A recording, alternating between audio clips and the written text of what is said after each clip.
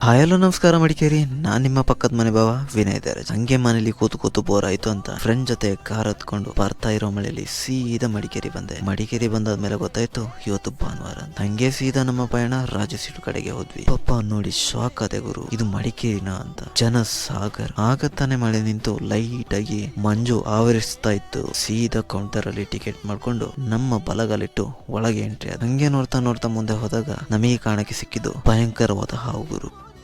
ಹಂಗೆ ಸ್ವಲ್ಪ ಮುಂದೆ ಹೋದಾಗ ಡೈನೋಸರ್ಸ್ ಕೂಡ ಕಾಣಕ್ ಸಿಕ್ತು. ಒಂದು ಕ್ಷಣ ಹಾಗೆ ಡೌಟ್ ಆಯ್ತು, ಇದು ರಾಜಸೀಟ ಅಥವಾ ಮೈಸೂರು ಝೂ ಅಂತ. ಕನ್ಫರ್ಮ್ ಮಾಡ್ಕೊಳಕ್ಕೆ ಆ ಕಡೆ ನೋಡ್ದೆ. ಆಗ ಕನ್ಫರ್ಮ್ ಆಯ್ತು ಇದು ಮಡಿಕೇರಿ ರಾಜಸೀಟ ಅಂತ. ಪಾಪ ಈ ವ್ಯೂ ಪಾಯಿಂಟ್ ನೋಡಿ ಗುರು, ಸ್ವರ್ಗದಲ್ಲಿ ಇದ್ದೀವೇನೋ ಅನಿಸ್ತಾ ಇದೆ. ಆ ಪ್ರಕೃತಿಯ ಸೌಂದರ್ಯದ ಮಧ್ಯೆ ಇಲ್ಲಿ ಕಲರ್ ಹಕ್ಕಿಗಳನ್ನ ನೋಡಿ ಮನಸ್ಸು ಒಂದು ಕ್ಷಣ ಹಕ್ಕಿ ಅಂತ ಹಾರಾಡ್ತು. ಕಣ್ಣಿಗೆ ಹಬ್ಬ ಗುರು. ಶನಿವಾರ ಭಾನುವಾರ ಅಂತೂ ಮಡಿಕೇರಿ ರಾಜಸೀಟಿಗೆ ಬಂದ್ರೆ ವ್ಯೂ ಪಾಯಿಂಟ್ ಏನೋ ನೋಡಿ ಮುಗೀತು. ಹಂಗೆ ಮುಂದೆ ಹೋಗ್ತಾ ಇದ್ದಾಗ ನಮ್ ಕಣ್ಣಿಗೆ ಬಿದ್ದಿದ್ದು ಈ ದೊಡ್ಡ ಗಾತ್ರದ ಆನೆ. ನೋಡಿ ಗುರು ಹೇಗಿದೆ ಅಂತ. ಸೊ ಹಿಂಗೆ ನೋಡ್ತಾ ಹೋದ್ರೆ ಸುಮಾರಿದೆ ರಾಜಸೀಟಲ್ಲಿ ನೋಡಕ್ಕೆ. ಲೈನರ್ ಇದೆ, ಆಚೆ ಕಡೆ ಹೋದ್ರೆ ವ್ಯೂ ಪಾಯಿಂಟ್ ಗಳು ಸುಮಾರಿದೆ. ನಂಗಂತೂ ನೋಡಿ ತುಂಬಾನೇ ಖುಷಿ ಆಯ್ತು. ನೀವು ಕೂಡ ಬಂದು ಎಂಜಾಯ್ ಮಾಡ್ಕೊಂಡು ಹೋಗಿ. ಎಲ್ಲರಿಗೂ ಟೇಕ್ ಕೇರ್, ಬಾಯ್ ಬಾಯ್, ಶುಭ ದಿನ.